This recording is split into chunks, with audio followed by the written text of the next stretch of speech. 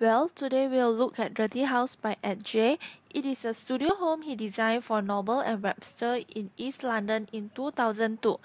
Dirty House bears many of what have come to be known as Adjaye's trademarks because of its chantervert roof appears to float in space. The building's exterior was painted the color of David's skin, said by Webster. It looks dark and foreboding from the street. However, the inside part, the space is bright, white, and airy. Biodata on David Adjaye. David Adjaye is a Tanzanian-born black architect who provides services to British architecture. So, where is Tanzania? It is a part of Africa. David Adjaye is born in 1966. He is the son of a Ghanaian diplomat and he moved to Britain at 9 and was privately educated. He actually earned a bachelor at London South Bank University and graduated with a master from Royal College of Art. Nowadays, he lives between New York and London.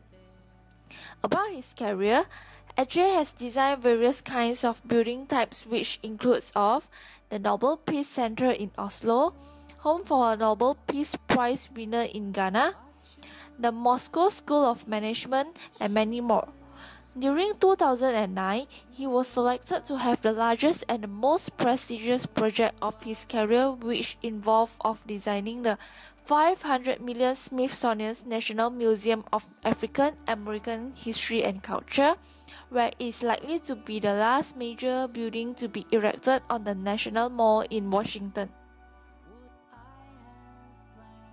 Okay, so now we have understood a little about David Adjaye, so let's continue on some of his famous artwork on public building design.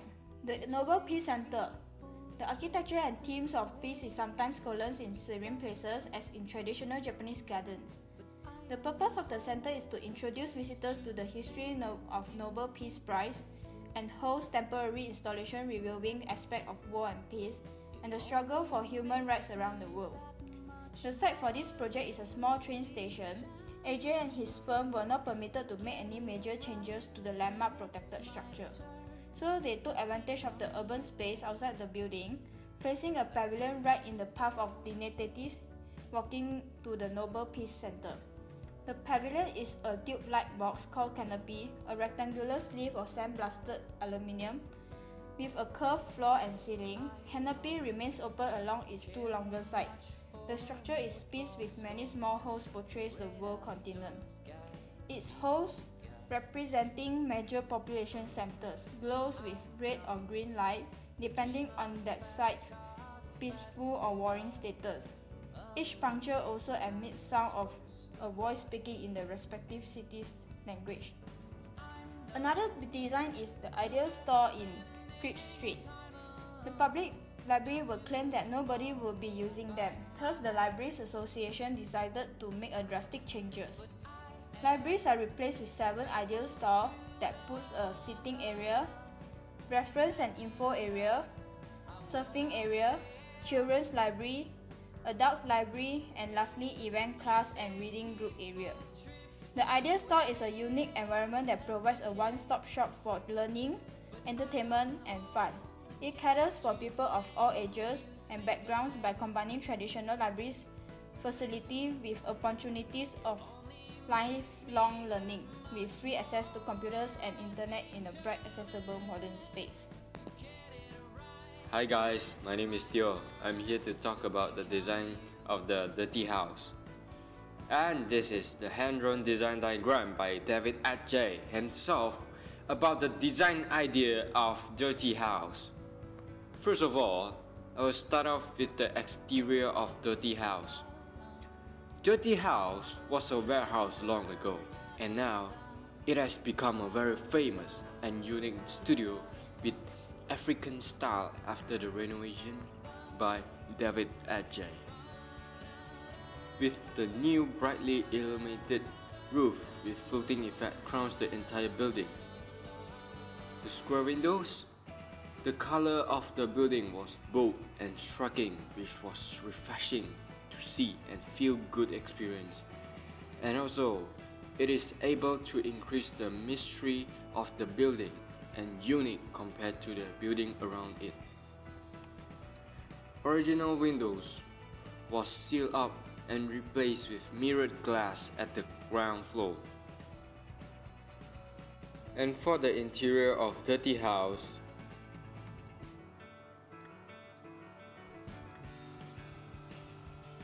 with many square holes on the wall. Interior at the second floor, and the living area show floor. And lastly, this is the view from the balcony.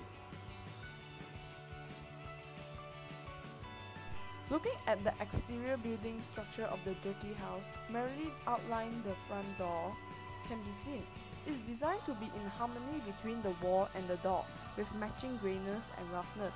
This imitates an industrial entrance rather than a domestic one.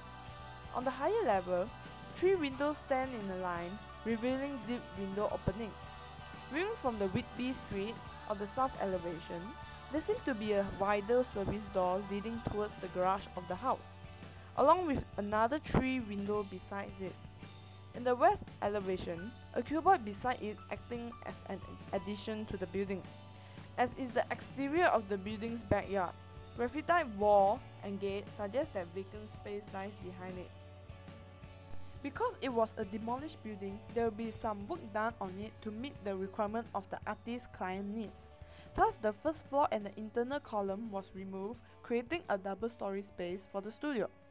The plan for the top floor was for the client's personal space, being that it is surrounded on the south and west sides by the roof terrace and the main bedroom, by comprise of the floor to the ceiling glazing to support the roof, together extending wall to form parapet for the top floor, creating a central position for the living area inside glass pavilion with deck veranda enclosed with balustrade.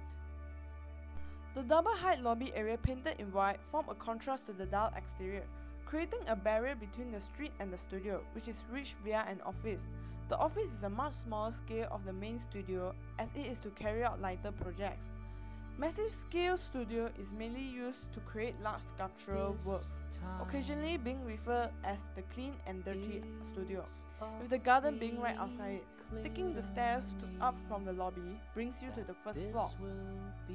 Reaching the top floor, the main open living area could be inside, gives off a secretive experience along with the secluded bedroom. The door painted white camouflaged with the white walls, making the room disappear from sight of living area. And the decking creates a direct relationship between the interior and immediate exterior veranda.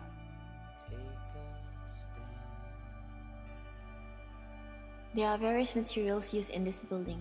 On the top level of the building is where the balcony is, and all areas of the balcony is covered with treated softwood timber decking, while the windows is made out of double glazed units.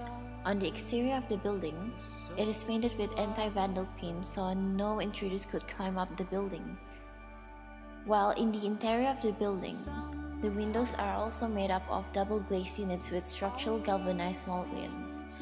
Columns of steel structures in the inside of the external walls reinforce the existing walls and support the top floor. Besides that, there is a roof light where natural lights can go into the house. The Dirty House is also known for its cantilevered roof, where it seems like the roof is floating.